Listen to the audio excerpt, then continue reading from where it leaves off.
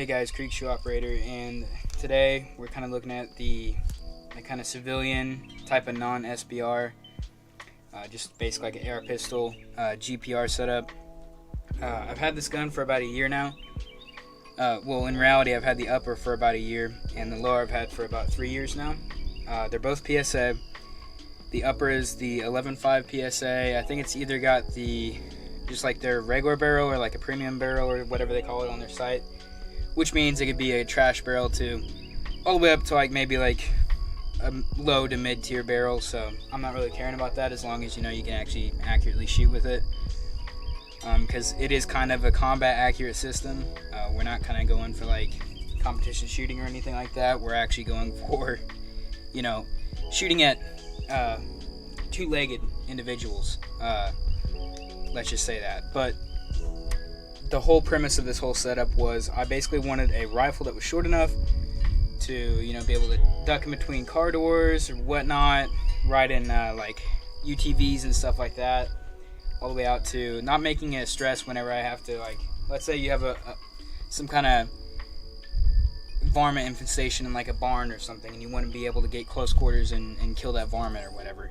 Then that's kind of what I wanted to go with here. And then also, if you had to reach out and touch something on a farm, like coyotes or whatnot, you could still do it while also maintaining all that CQB, which nobody even does these days, and you basically don't need to do it anyways. But basically wanted a short-barreled pistol. As I said, pistol, it does have a brace, and it has an angle grip. We're not going to get into that, but wanted a pistol that I could still reach out and touch things, still make it an effective kill at that range. The range I'm talking about is around 100 to 200 to even up to 300 yards, which this thing does perfectly fine. You might also notice that this is the same upper I had on the last two PSA videos. I'm not sponsored by them in any single way. I'm just trying to figure out what actually works for, you know, like normal people like me and you guys that are watching this channel. I'm actually doing a round count review on this thing. I'm going to try to get about 5,000 to 6,000 rounds through it and then give a full term review, and that'll be compiled with all the video footage of all the rounds being fired as well. We're at about 1,500 right now, and it's like perfectly fine. There's nothing wrong with it.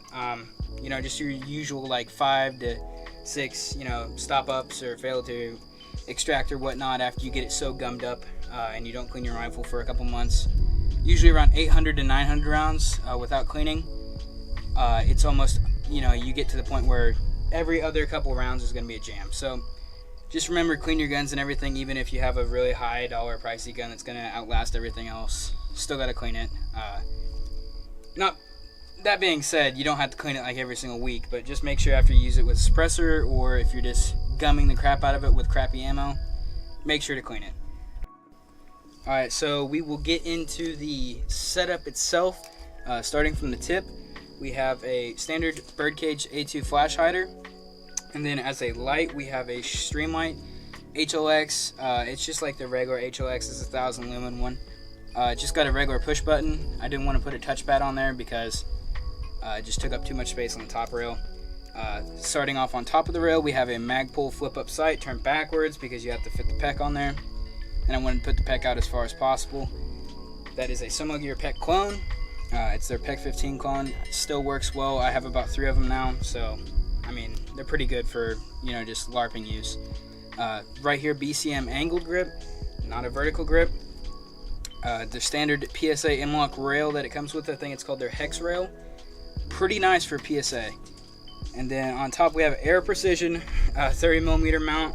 Those things are going to become very, very rare after Aero goes out of business, basically, which is, it's looking that way. Vortex Crossfire 1-4. These things are incredibly old. This is like one of my first LPVOs I ever purchased.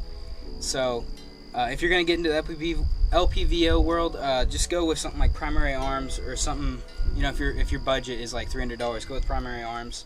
Get the 1-6 or 1-10, because that's the new stuff now. 1-4 is very, very old and obsolete, so just look into that. But on a JP Industries mount on top, we have a Romeo 0. I know without any shroud or protection, still works perfectly fine. Surprised it works, but here we are. And then starting with the lower, we have a PSA mag release. It's their amplified one, or whatever it's called, their enhanced. Works pretty well. I don't know if you can see, but on the other side there's a bad lever as well for mag pull. It just helps assist with reloads. It does have a 22 kit in it right now. Just been using that because, of course, 5.56 is still pretty expensive for an average Joe like me. But you got to make do with what you have. So I've been running primarily 22 for a couple days now on this thing, and it's still working fine. On the sling itself, we have a mag pull. I think it's the MS1 sling with QD mounts. Works perfectly fine. Can go from a single point to a double point. And then just a BCM, I think it's like a mod 2 or mod 3 grip on the back. I have no complaints about that thing. That's one of my favorite grips that I like to run on all my rifles. So it's either the K2 or the BCM. There's just no in between for me. Might be different for you guys, but for me it's clear. The charging handle is a Strike Industries charging handle. It's like one of their first enhanced charging handles. People don't really like Strike Industries, but I mean, I prefer, like, you know, if you're gonna budget route, go to Radian. I know some people won't consider that budget, but I do have Radian charging handles on a couple of my guns, and it's the only way to go. Because if you get anything lower than that, you're kind of wasting your money. Strike Industries did make good ones for a while. I was lucky to get one of the good ones, but after that they went to trash. So just keep that in mind. And I think that's all we have for the build. Just wanted to give you guys this video to show that if you do purchase one of these uppers or the lower itself to complete the rifle, pistol, it's a great option, especially for a budget option, because you know, like, BCM starts out at like $700 for an upper for like an 11.5. So I know some people don't have that type of money. Whenever I built this, I did not have that money either. So it's just a very good budget option to get into a GPR roll for some kind of short-barreled pistol, just to get in there and be able to work and do your stuff and practice on shorter barrel AR variants. So yeah, guys, just thank you for sticking and watching this to the end. Just please subscribe. I noticed like 80% of you guys are not subscribed, so just please go down there and hit the subscribe notification. So it'll just help us out a lot, guys. And thanks for watching, and I'll see you next time.